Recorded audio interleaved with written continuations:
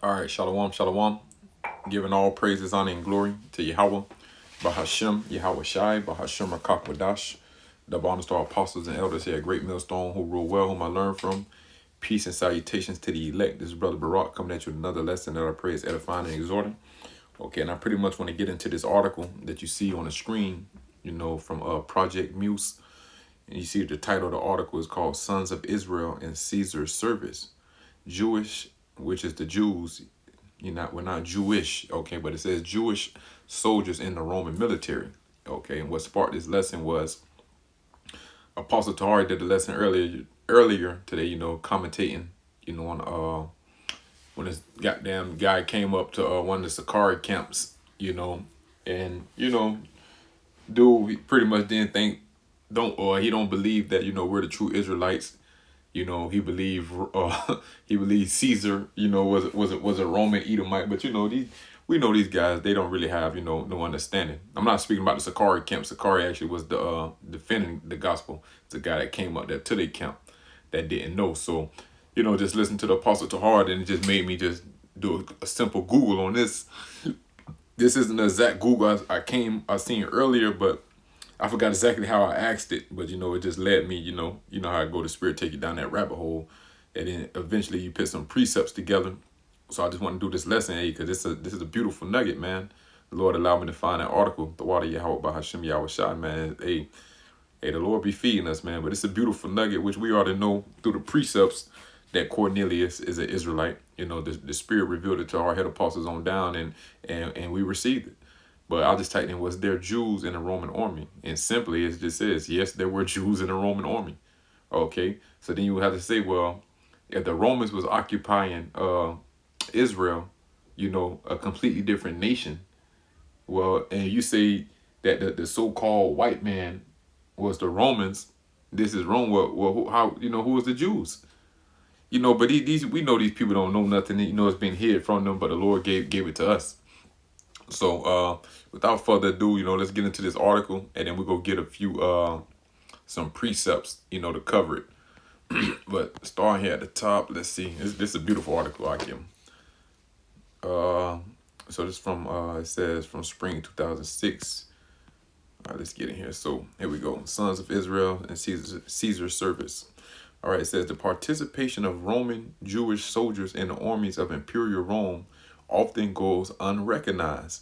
This is mainly a result of a lack of recognition on the part of scholars who wish to use rabbinic sources as the benchmark for Jewish practice in the imperial age. It is also difficult to identify Jewish soldiers, many of whom had Greek and Latin names, unless they are specifically identified as Jews or are found in a Jewish context, such as dedicatory inscriptions from a synagogue. Nonetheless, by using a variety of sources from the period, it is possible to appreciate the depth and breadth of Jewish service in the Roman legions from the time of Caesar down to the early 5th century. In the 5th century, which would be the 400s, okay, which we was ruling then. That goes into the Eastern Roman Empire, which is which they later call the Byzantine Empire. And I did some research on it. Byzantine was actually a retrospect word that they use, that historians or the scholars use just to pretty much to separate Western Rome from Eastern Rome. Okay, because Eastern Rome, that's when we was ruling. Western Rome, that was pagan Rome that fell.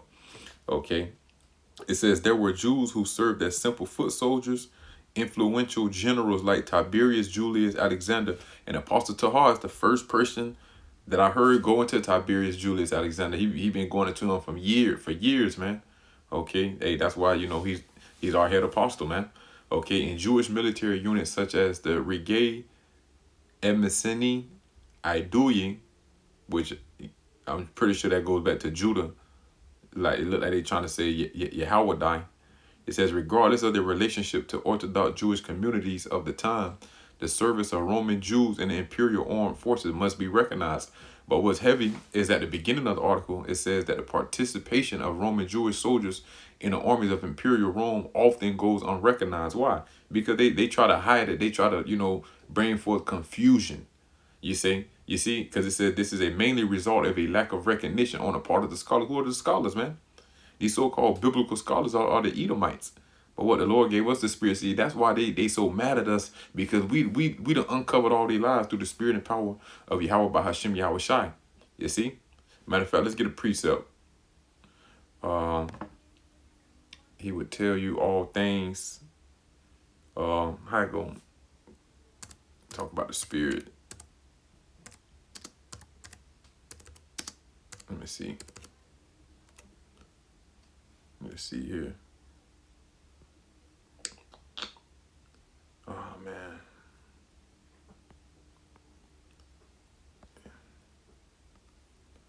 Where's that at, man? So like you for the noise, goddamn kids over there. I believe that's John. I know it's in John.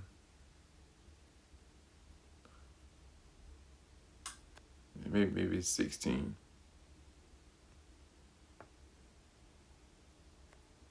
Okay, John 16:13, it says, howbeit, when he, the Spirit of truth, is come, he will guide you into all truth. For he shall not speak of himself, but whatsoever he shall hear, that shall he speak, and he will show you things to come. Okay, that's a good one. That's not the one I'm looking for. But yeah, that's it. See, the Ruach HaKodesh is the Spirit of truth, man. Okay, giving us everything. But it's another one that said he will tell you of all things which he heard before. Let me see that. Let me put that in.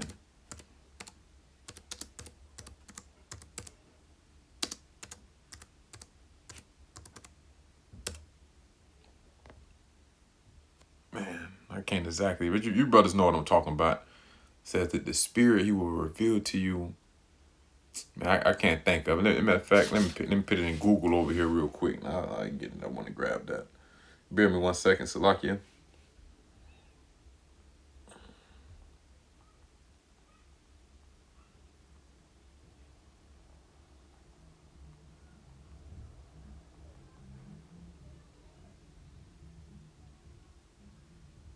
Okay, that's it. John 14. Hey, that's why you got to go to Google sometime, you know.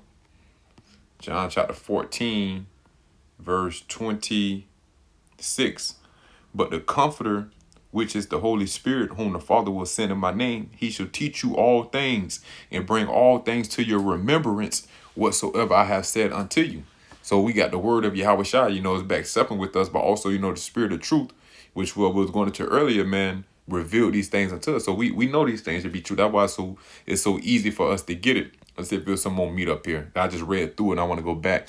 It says, part of the scholars who wish to use rabbinic sources as the benchmark of Jewish practices in the imperial age, which, we use the scriptures. The scriptures is our main source, but we also use secular history, to pretty much, to unfold the whole picture.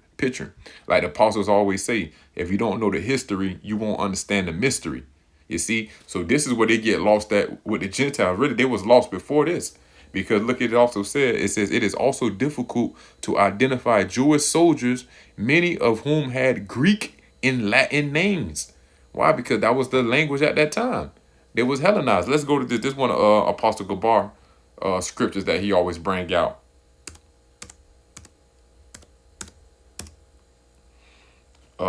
Luke 23:38, speaking about when Yahushua was crucified. It says, and a superscription also was written over him in letters of Greek and Latin and Hebrew. This is the King of the Jews. Now, why would it be written in Greek, Latin, and Hebrew? Because those are the three dominant languages of that was spoken. Hebrew being the ancient language, the Paleo Hebrew, okay, the Lashawan Kodash, okay. But then what, due to Hellenization, when you go into the Greek Empire, that's when we started speaking Greek. They Hellenized the whole world pretty much. Greek became the new language of the world. Okay. And then also Latin. Latin came later on, from the Greco-Roman Empire, transitioned into the Romans were speaking Latin. You see? And we're going to get into, we're going to get into some information, but that's that right there. So now let's go back here. Okay. So I'm gonna jump down to this. Let me see. Okay, it says in Jewish military, I'm starting here back at Tiberius. It says there were Jews who served as simple foot soldiers, influential generals like Tiberius Julius Alexander, will show you, man, Jake got all up in it, man. And then, man, it's a lot of information on this. You know, you brothers, I'm gonna leave this in the description box. You know, you brothers just ride out with it, man. This is beautiful. I love this type of history. It says in Jewish military units such as the Regay Emesini Ayudai, which I know that goes back to Judah, you know, because what J is just the extension of the I, you see, but really should be Yahweh. It says, regardless of their relationship to Orthodox Jewish communities of the time, the service of Roman Jews in the imperial armed forces must be recognized. In the year 69, the Roman province of Judea was consumed by a 3-year rebellion that pitted Jewish zealots against the authority of the emperor in the house of Herod, which goes into what? The siege of Masada, which the Lord spoke about. Let's grab that real quick. You see? The siege of Masada came forth later, but this is going to, you know, the siege of Jerusalem, ultimately, where like the apostles always going to. It started around 66, 67 AD, you know, where goddamn Nero, man. You see? And then we go get into it. We go get some more information, but let's go here to, I believe that's in Matthew. It might be Luke 21 as well. Since we already read here in Luke, let's go to Luke 21 and see what we can get. Luke 21, and all this is going to, you know, the time of 70 AD. You know, it's twofold as well to these last days. But that ain't what I'm looking for. I'm looking for something specific. Okay. Luke 21 and 20, it says, and when ye shall see Jerusalem compassed with armies, then know that the desolation thereof is nigh. Then let them which are in Judea flee to the mountains, and let them which are in the midst of it depart out, and let not them that are in the countries enter thereinto. For these be the days of vengeance, that all things which are written may be fulfilled. See, the Lord prophesied this, man. And that's exactly what we're reading in this article. Because it said what? It said the Roman province of Judea, so which was in our land, but it was their province. You know, it was an occupation. That's the same thing that you see America doing now. All over the world, what America is doing, they occupying these different lands, you know, and causing these different nations, you know, to spend different money just to try to combat them. But you see, America money too long, man. So just like, you know, Rome back then, they spread themselves too thin, and eventually they fell. But let's stay on topic, because this is ultimately going into, you know, Rome, you know, season, you know, Jerusalem. So like, you know, you just get carried away. You go to plugging in those precepts. It says in the year 69, the Roman province of Judea was consumed by a 3-year rebellion that pitted Jewish zealots against the authority of the emperor in the house of Herod, which that's where you get, you know, the zealots. That's where you find out about the Sakari, you know. But pretty much, you know, the taxes just, you know, the Lord just pretty much raised the spirit up in them, you know, just to bring forth this destruction, you know, the prophecy. It says not only was the revolt a destabilizing factor in the eastern regions of the empire, but it also posed a significant challenge to the new emperor. And this is right after the year of the 4 emperors, which you had what was it, Galbo, Otho, Vitellius, and Vespasian was the last one. You know, and shout out to that brother Mayim. He the one that, you know, introduced me to this history, you know, by the spirit and power of Yahweh Bahashim Yahweh Shai. It says not only was the revolt a destabilizing factor in the eastern regions of the empire, but it also posed a significant challenge to the new emperor Vespasian. In order, this is where you get the Flavian dynasty from as well. It says in order to quell the Jewish revolt in his eastern marches, Vespasian resolved to send an army under the command of his son Titus with a split soldiers, like Titus with a split orders to crush the insurrection. Although the emperor's young son showed exceptional talent and tact for leadership, he lacked the military experience deemed necessary for a Roman general. Therefore, the emperor was forced to choose an able commander capable of assisting Titus in the Judean expedition. A great number of prestigious military men were available for the post, including Annius Vicanius, son-in-law to the famed general Corbolo, but Vespasian made the unlikely choice of an Alexandrian Jew named Tiberius Julius Alexander. You see? So that's a Jew that was, inside of the Roman military with what? With a fucking with the Latin name Tiberius Julius. Come on, man. It says Tiberius Julius Alexander to spearhead the Roman army in its efforts to thwart the Jewish uprising. And that's the same thing, bro. Our people always join the military. You got brothers in the truth right now that was in the military. You got brothers in the truth right now. They'll tell you, before they even came into the truth, their plan was to go into the service, going to they go fight for America, so to say. But what the Lord pulled them out of that. You see? Call Allah Yahweh Hashem Yahweh Shah the water for that. For bringing you brothers up out of that. The Lord bring us all from different walks. But that's why the scripture say there's no new thing under the sun. Let's grab that real quick. You see?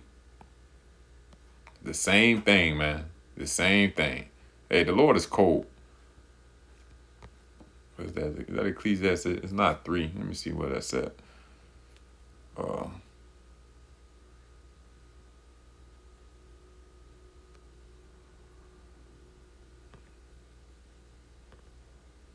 I don't think it's 3. Let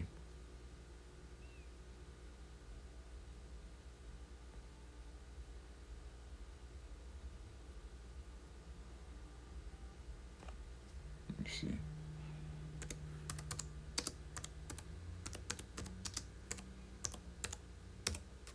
Okay, it's 1. Ecclesiastes chapter 1. Let me see. Ecclesiastes chapter 1, verse 9. The thing that hath been, it is that which shall be, and that which is done is that which shall be done, and there is no new thing under the sun.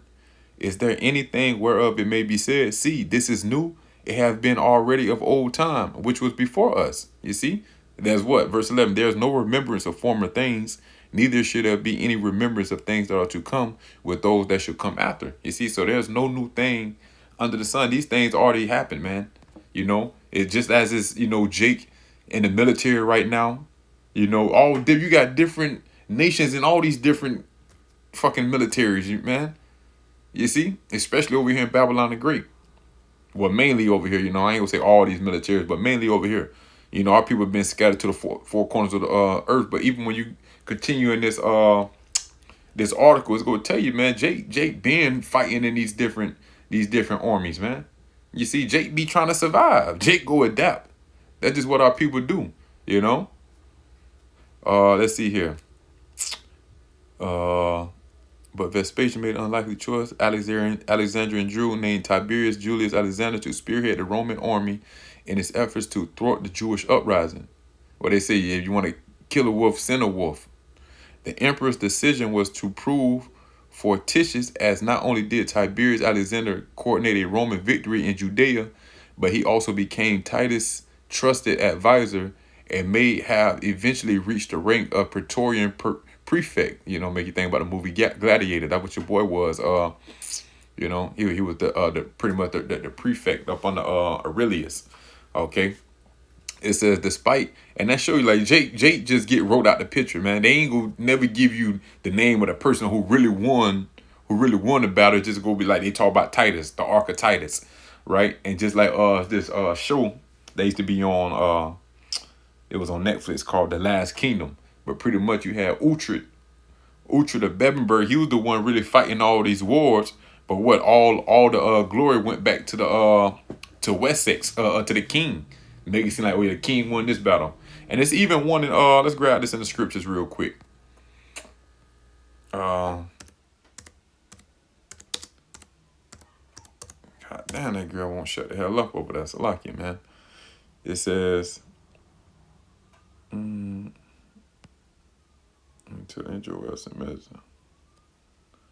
I think it's this 2 Samuel. Yep, 2 Samuel 12:27. It says, and Joab sent messengers to David and said, I have fought against Rabbah and have taken the city of waters.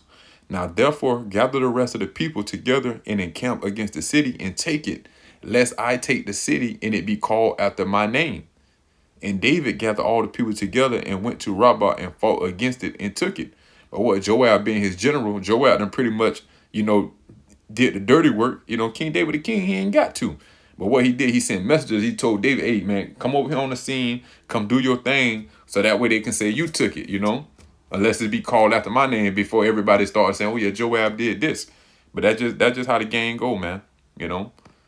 Back here, it says, despite the outstanding military career of this Alexandrian Jew, his name and his legacy are largely unknown outside a small circle of specialists. The true specialist is the Hebrew Israelites, man. Starting at Great Millstone. The true scholars, man. Okay. Whom we learn from. Okay. Right? You see? It said his legacy, and that's another thing. See, Esau don't want to put that. Esau just want the glory. He'll talk about all the Edomites that did this and did that, but Jake, he try to sweep you up on the road. How you know that was a Jake? That's why his name ain't mentioned. He ain't gonna give Jake credit for nothing, man. You just gotta know this damn devil, man. It says, likewise, the participation of Jews in the Roman military is a topic that is underemphasized or frankly ignored by historians. You see, why is it straight up ignored? Cause they trying to do away with you, man. They just want to make it seem like y'all just came out of Africa, like we just came out of Africa, you know, not knowing nothing. Man, our people is a royal lineage, man. We make everything great. Okay. You see, oh yeah, the other Lord, you know, the Lord just set Esau up top, but really, like even in the military, now that's Jake doing all these things, all these great adventures. That's Jake. Esau just patenting and put his name on shit, man. Okay. It says, likewise, the participation of Jews in the Roman military is a topic that is underemphasized or frankly ignored by historians.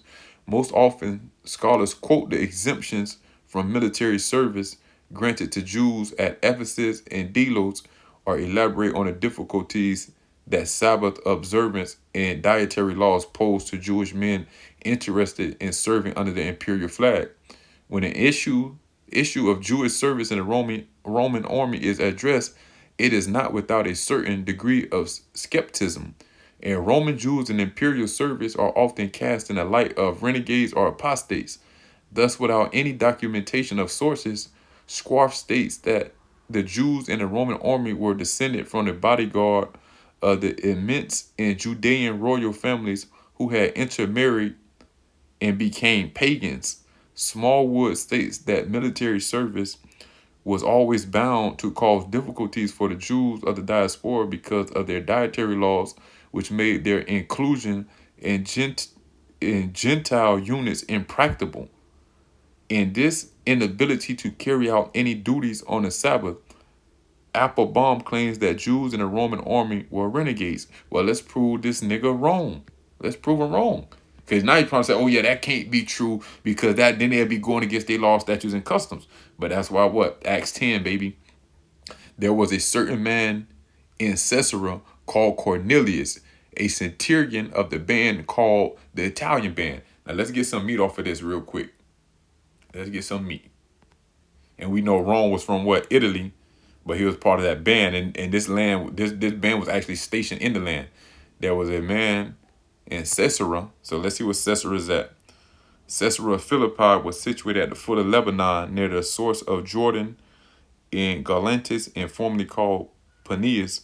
But afterward being rebuilt by Philip the Tetrarch, it was called by him Caesarea in honor of Tiberius Caesar, subsequently called Neronius by Agrippa II in honor of Nero. Point is, you know, this is within our land. Caesarea of Palestine was built near the Mediterranean by Herod the Great on the site of Strabos Tower between Joppa and Dora. It was provided with a magnificent harbor. And that's beautiful because it said between Joppa and Dora. And remember in this, well, he went to Joppa to go meet Peter, right? It was provided with a magnificent harbor and had conferred upon it the name of Caesarea in honor of Augustus. It was the residence of Roman procurators, and the majority of its inhabitants were Greeks. Who was those Greeks? Jake, man. The Gentiles. The Israelite foreigners, man. Let me see. Residents of Roman. Let me see what this word means. Procurators. A procurator fiscal, sometimes called PFR, is a fiscal. Let me see. Can I get it? An agent representing others in a court of law in countries retaining Roman civil law. So, you know, just, you know, probably like Roman rulers, you know, of the Roman government. man, I hate when they do that right here. Every time I click on something. Let me see. Let me see how I can get back. All right, let me go here. Well, we're in Acts 10. Let me see if I can go here, then come back around and see it. Okay, there we go. Now get back to Acts 10. I want to get some more meat off of this, because it spoke about their names, right? So check this out. Now, when you go into Cornelius's name, it says what? Root word etymology of Latin origin. You see? A Roman centurion of the Italian cohort stationed in Caesarea who converted to Christianity. And when they say converted to Christianity, what? He started to follow Yahweh Shai. Although Yahweh Shai was already gone, but what? He received the Holy Spirit, right? They were first called Christians in Antioch. And those Christians that was called, those that were called Christians was pretty much a word like, oh yeah, they believe in Hamashiach. They believe in Yahweh Shai. They following after him. Now check this out. It says a devout man, verse 2, and one that feared the Most High with all his house, which gave much alms to the people and prayed to the Most High always. Now the reason why I bought that, because it said what? It said in this article, what this goddamn Edomite said what? That it was always bound to cause difficulties for the Jews of diaspora because of their dietary laws, which made their inclusion in Gentile units impracticable. So pretty much they saying, oh, the Jews would never serve for the Roman Empire, and their inability to carry out any duties on the Sabbath. Applebaum claims that Jews in the Roman army were renegades. So pretty much saying like, oh yeah, if he was a Jew serving the Roman Empire, he was going off. He wasn't keeping the laws. But the scripture says it's different. It says he was a devout man. NLT, he was a devout, God-fearing man, as was everyone in his household. He gave generously to the poor and prayed regularly to the Most High, man. You see? Let's see if we get some meat off of that. Devout, pious, dutiful. So this man had piety, devout, godly. Okay? Let's see. He feared the Most High. Might be it on that. Let's see here. He saw in a vision. So yeah, we got his name. We proved that his name was Latin, and also that, he was a devout man. And verse 5, just like we were saying, what? And now send me to Joppa and call for one Simon, whose surname is Peter. So he was already within that region, because we just went to where Caesarea was located at, So let's get back to this article. Now, it says, and Tiberius Julius Alexander is often recast as an apostate, even when it is acknowledged that there is no evidence of this fact. Also, hey, he went and slaughtered Jake. Hey, but that's just the spirit that the Lord, put on him, It is what it is. The lack of recognition given to Jewish soldiers who served in the Roman military stems primarily from three main issues. The dirt going into the famine, that the lack of inscriptions and manuscripts specifically addressing Jews in the Roman military, which I'm sure is out there. They just hide it. They're not going to give you that, right? It says the inability to recognize Jews with Greek or Latin names unless they are identified as such. So that's why you got to be able to go into it. Because we just went into Cornelius. He's what? He's a Jew with a Greek. Well, his name was Latin, but it says a Jew with Greek or Latin names. We just proved that Cornelius, had a Latin name. That Cornelius is a Latin name, but he's God-fearing. He's devout. That's an Israelite. The Lord said what? He came for the house of Israel to give repentance of sins to the nation of Israel. How you think he received the Holy Spirit? Ye once were Gentiles. But see, if you, like we always say, start the apostles on down. If you don't know the history, you won't understand the mystery, right? It says, unless they are identified as such, and the tendency of many scholars to rely on rabbinic works in order to reconstitute normal Jewish practices in the Roman world. So those normal Jewish practices is really fucking Roman Catholic dogma, man. It's just the opinion that that they're riding with. They're not really doing no research. They just give you that opinion. That's why these Christians bugged out. You see, these so-called Christians, man. That's why they bugged out, because they just eat that dogma and they just run with it. They don't ask no questions. They don't do no research. But ultimately, it's not made for them. It's made for us, Akim, starting to head apostles on down. It says, as a larger corpus of Jewish inscriptions and artifacts from the ancient period has become available, you see, so all that excavating is coming to bite you in the ass. You see, it has become clear that observance of Judaism in the Roman world was much more variegated than previously supposed. Authors like Levine and Swartz have now challenged the assertions of prior historians claiming that Jewish practices in the imperial period encompassed a broad range of religious activity from the orthodoxy of the rabbinic academics to the syncretism of Jews who had Latin names and employed pagan motifs in synagogue decoration. With these facts in mind, the prospect of active Jewish participation in the military becomes tangible. So now we got tangible evidence, you see? And upon careful examination of primary primary sources, it is possible to demonstrate the profound extent to which Roman Jews operated in the imperial army. By the time of Caesar, Jews could already reflect on an illustration 300-year history of armed service. Ooh, check this out. An illustrious 300 years history of armed service in Persia and the Hellenic East, not to mention the military exploits of the Hasmonean dynasty in the Jewish state proper throughout the Ptolemaic period. Jews served in every capacity in the Egyptian army. There were military colonies at Elephantine, border guards at Pelusium, and reservists in Epigone.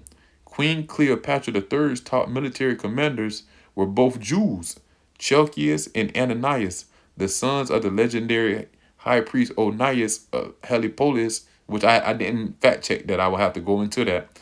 But it gives you sources down here at the bottom. You see? It says the military tradition continued into the early imperial period.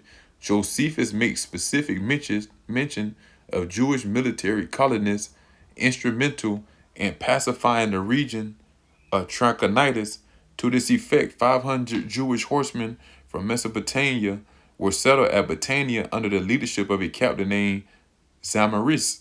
You see, the point is, man, Jake done served in all these different armies. Why? Because Jake had to survive. And really, it makes sense, during the Persian Empire, because really, even at the beginning of the Greek Empire, because we really didn't start catching hell until, Alexander died, until that wicked root, that you read about the Maccabees, Antiochus Epiphanes, man, the fourth. You see? But what? Then it shows you what? It said, remember, that was the king of the north. He was one with the king of the south, which is the Ptolemaic dynasty over there in Egypt. So what? It was Jake within that army too, fighting against them. You see? It says the region of Trachonitis to this effect, 500 Jewish. Okay, I read that. These settlers and their descendants continued in their role as a garrison into the 2nd century and supported imperial forces during the Jewish revolt. All right, it's something else I want to get. Let me see here. I'm gonna jump down because it's a lot of information on this. Okay, check this out. It says prior, I'm gonna start here where you see the number 14 that I bring it to the top of the screen. It says prior to the implementation of the Constitutia Antonian in 211. Hey, that's the that's when we was ruling anyway. That's the Eastern Roman Empire, later on called the Byzantine Empire. It says military service was one of the few ways that Jews could achieve Roman citizenship. So that's another reason why they was joining the military. Just like now, Jake joined the military, especially like you come over from like another country, you come over and you join the military to get citizenship. And then even one of the elders, I ain't gonna mention no name, but he went into this, a few weeks ago, speaking about, he gave a testimony on his time, in the military. Then even after that, you get a VA loan where you don't got to pay no interest until a certain amount of years. So hell yeah, Jake was joining the military to fucking survive, to try to make a good life. It says this was granted after 26 years of service in the auxiliary, as recruitment into the legions was confined to those who were already citizens of the empire. It says, although dedicatory funeral and laudatory inscription give us the names of many Jews in the imperial ranks, only in the instance of the above mentioned Tiberius Julius Alexander can something of a career be gleaned from the sources, right? So it was something else. Let me see here. Because they say Tiberius forced some Jews into the military, but also evidence of Jews serving in a voluntary capacity. Matthias, a Syrian Jew, served in a Legio I other troops under Nero and received Roman citizenship in 68. See, they was doing different things for citizenship. Matter of fact, let's go here. What was that? When Apostle Paul said that, he said, is it lawful, to whip a Roman citizen, whip a Roman without without trial? So let's go here. Romans 22:27. Let me see. Take heed that this man is a Roman. Okay, so check this out. Acts 22:28. And that's how you know this was a Jake talking to him. Matter of fact, let's go up here. Romans 22:25. And as they bound him with thongs, Paul said unto the centurion that stood by, which has to be a Jake, is it lawful for, I'm going to prove it. Is it lawful for you to scourge a man that is a Roman and uncondemned? When the centurion heard that, he went and told the chief captain, saying, take heed what thou doest, for this man is a Roman. Then the chief captain came and said unto him, tell me, art thou a Roman? He said, yeah. Because Apostle Paul was a Roman citizen. And the chief captain answered, with a great sum obtained I this freedom. And Paul said, but I was free born. So ain't no telling who the Apostle Paul father was, which we go read in that next article. In the NLT, it says, verse 28, I am too, the commander muttered, and it cost me plenty. Paul answered, but I am a citizen by birth. You see, so they had to do different things to get that citizenship. Was it serving the military? A great cost, a great price. Ain't no telling what, You see? So all these things is lining up. Now, right here, it says Tiberius Julius Alexander, the Egyptian Jew, who was destined to become one of the most powerful personas in the empire, was born in the year 16 in Alexandria. His father, Alexandria Lysimachus, was a member of the Egyptian gentry and customs chief on the Arabian frontier. Tiberius' uncle was none other than the famous philosopher Philo. Woo, that's his uncle. We'll show you, we are those great philosophers, man. You see, that you read about. Marcus Aurelius, so on and so forth. Like many rich assimilated Jews in the city of Alexandria, Tiberius' family had received Roman citizenship during the reign of Augustus and expected their children to assume important posts in the imperial administration. From a young age, Tiberius and his brother Marcus were groomed for a position in the Roman bureaucracy. Their father eschewed a standard Jewish education and instead had his children tutored in the classics. You see? So he didn't want them to have a standard Jewish education. Why? Because they was under Roman occupation. He pretty much wanted his kids to thrive in a society, just like our people now. They raised you in a Babylonian way. They not, well, really, our people don't know who they are. But even some people that come across the truth, they know they Israelites, but they're like, nah, man, I'm gonna teach my son how to be a good slave, how to worship master, that stay out the way, make sure he don't get hurt. That's called post-traumatic slave syndrome. Okay? You see? Like, nah, follow the ways of the heathen. That's what the scriptures say. Why trimmest thou way to seek love, man? You see? Beautiful article, man. It says, once the boys reached manhood, Alexander Lysimachus arranged for his sons to enter disparate fields in Roman imperial service. Marcus would become influential in the family's native city of Alexandria and eventually marry Princess Bernice, the daughter of King Agrippa I. See, pretty much Jake get caught up in that world, and then that they try to they raise their kids in that way. They try to keep them in there because they think it's going to be for safety, man. You see? But yeah, man, that's pretty much it on that. Matter of fact, yeah, that's pretty much it on that. Beating the dead horse at this point. I'm gonna share this article in the description box, man. It's plenty more to read. I haven't even read all of it. But as you see at the bottom, like it says 16, 17, 18, 19, all these are different sources that you can go to back up this information. You see? And then even when you go into let me get this last precept. Acts 18:1. After these things, Paul departed from Athens and came to Corinth and found a certain Jew named Aquila, born in Pontus, lately come from Italy with his wife Priscilla, because that Claudius had commanded all Jews to depart from Rome and came unto them. So what? They're Jews, okay? Now let's see where Pontus was at. But the reason why they left Italy, which is Rome, They left there because of the command that Claudius gave out. Now let's go here. Now first I want to see Pontus. Belongs to Pontus, born of Pontus, a native. What? Well, it ain't really telling me. It ain't telling me exactly where it's at. The sea. Okay, there we go. A region of Eastern Asia Minor bound by the Aegean Sea, Armenia, Cappadocia, Galatia. Okay, pretty much in Asia, what they call Asia Minor. Okay. Now the last thing I want to show in this is Aquila. Is it Aquila? Yep. Root word probably from Latin Aquila, an eagle, a Jew of Pontus. You see, so it showed that what a Jew, but what with a Latin name, man, and it tells you specifically a certain Jew named Aquila, man. So yeah, that's the lesson. You know, it was a nugget for me. I was happy as hell when I came across this article. You know, grateful. So hey, can't tell me that wasn't a nugget. Hey, call the Lord Yahweh Bahashim Yahweh Shai. I pray you was edified and exhorted. I'm gonna go ahead and shut it down here. Giving all praise, honor, and glory to Yahweh, Bahashim, Yahweh Shai, Bahashim Rakakwadash. The honor to our apostles and elders here at Great Millstone who rule well.